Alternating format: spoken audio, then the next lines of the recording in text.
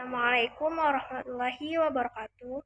Perkenalkan, nama saya Hamidah, NPM 19124754.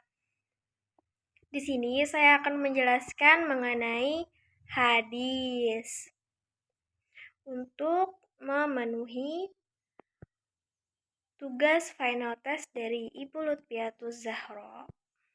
Silakan disimak. Pertama-tama, saya akan menjelaskan dulu mengenai pengertian hadis.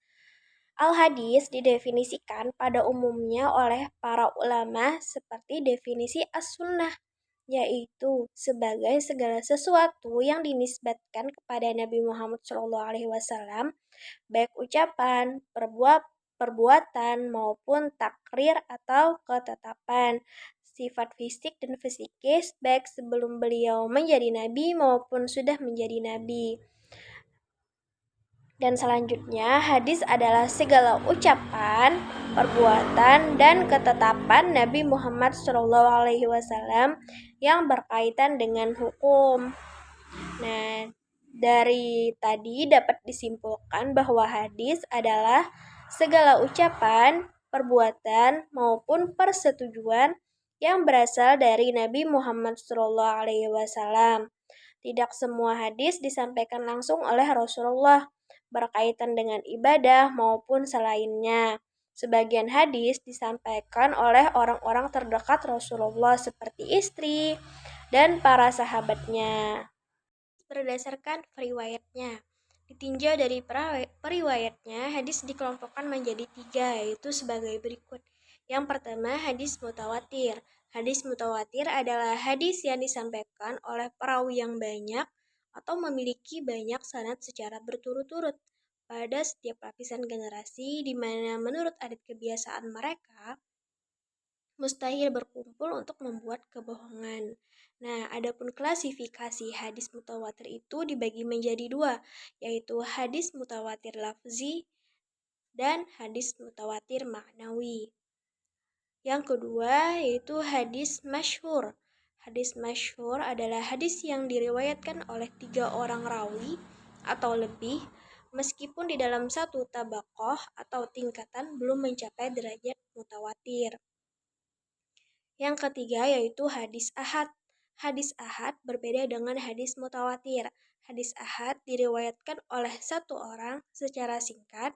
Hadis ahad merupakan hadis yang tidak memenuhi syarat sebagai hadis mutawatir. Walaupun hadis ahad tidak memenuhi kriteria mutawatir, namun boleh diambil hujahnya sebagai keutamaan beramal, bukan tentang akidah atau keyakinan.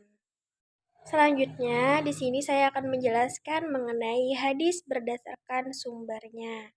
Yang pertama itu hadis qauli, yang berarti qauli artinya ucapan, perkataan, atau sabda.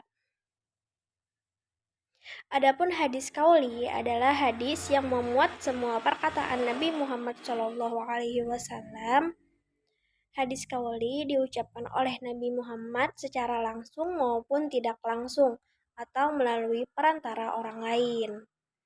Yang kedua yaitu hadis fi'li dari bahasa Arab yang berarti perbuatan atau tingkah laku. Adapun hadis fi'li adalah semua tingkah laku dan perbuatan yang disandarkan kepada Nabi Muhammad SAW berkaitan ibadah maupun hubungan antar sesama. Dan yang ketiga yaitu hadis takriri. Takriri berarti ketetapan. Adapun hadis takriri adalah ketetapan atau diamnya Nabi Muhammad SAW atas perbuatan para sahabat. Maksud diamnya Rasulullah SAW berarti tidak memberi tanggapan atau membiarkan perbuatan yang dilakukan para sahabat. Beliau tidak memerintahkan atau melarang sesuatu.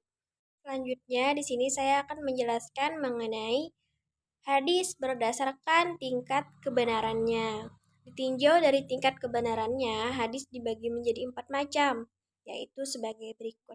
Yang pertama itu hadis sahih, yaitu hadis yang sanadnya bersambung, paling diakui keasliannya dan paling banyak diterima oleh para ulama. Yang kedua, hadis hasan, yaitu hadis yang sanadnya bersambung, namun diriwayatkan oleh perawi yang ingatannya kurang sempurna. Yang ketiga, hadis do'if, yaitu hadis yang sanadnya tidak bersambung atau diriwayatkan oleh perawi yang tidak kuat ingatannya atau tidak adil. Yang keempat, yaitu hadis maudhu, yaitu hadis yang dicurigai palsu atau karangan manusia biasa. Itu saja yang dapat saya sampaikan mengenai materi hadis karena waktunya terbatas dan mungkin ada kekurangan, salah hilap, mohon maaf. Wallahul muwaffiq ila aqwamit thoriq. Wassalamualaikum warahmatullahi wabarakatuh. Mudah-mudahan bermanfaat ya.